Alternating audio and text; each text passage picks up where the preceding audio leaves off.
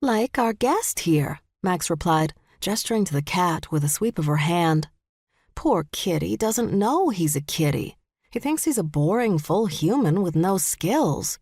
We can't let him continue to go through his life in such a sad, pathetic way. Her sisters focused on Vargas, but the cat was busy downing the last of those cinnamon buns.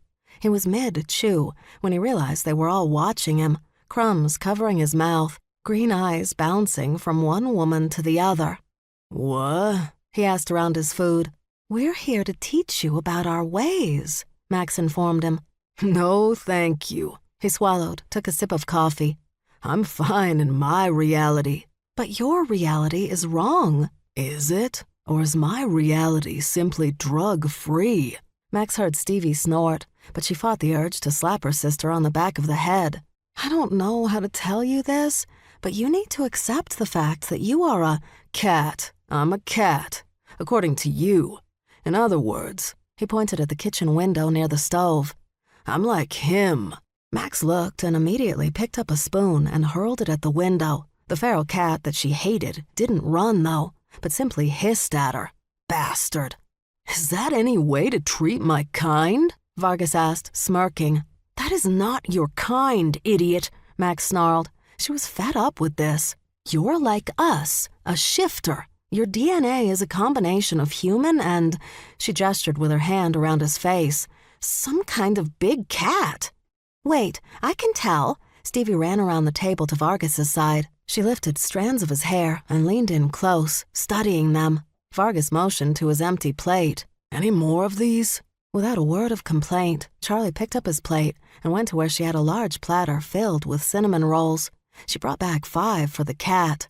"You're just giving him food now?" Max asked. "He's a guest." "But I don't get any?" "You're a liar." When Max focused on Vargas, he smiled around the big bite of roll he now had in his mouth. "Jaguar," Stevie announced, triumphant. "He's a jaguar." She returned to her seat. "It took a second because leopards have similar markings, but if you really look, you can tell the difference, and he's definitely jaguar. A black jaguar." She winked at him. "Kind of rare." "What is happening?" Max demanded. Why were her sisters being so nice to someone who was being so cat? He couldn't be more cat if he was lounging in a tree with a gazelle carcass. "Look," Vargas said, wiping his mouth with a paper towel.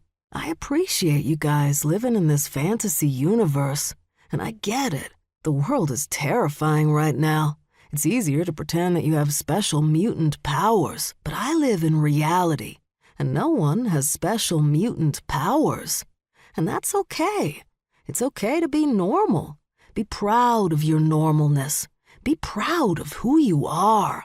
Deciding this wasn't worth the effort, Max was about to get up from the table and show Vargas out. She'd call him a car. She had the app on her phone. She'd send him back to the full humans he seemed most comfortable with, and she'd go back to her life as a MacKilligan. It was for the best.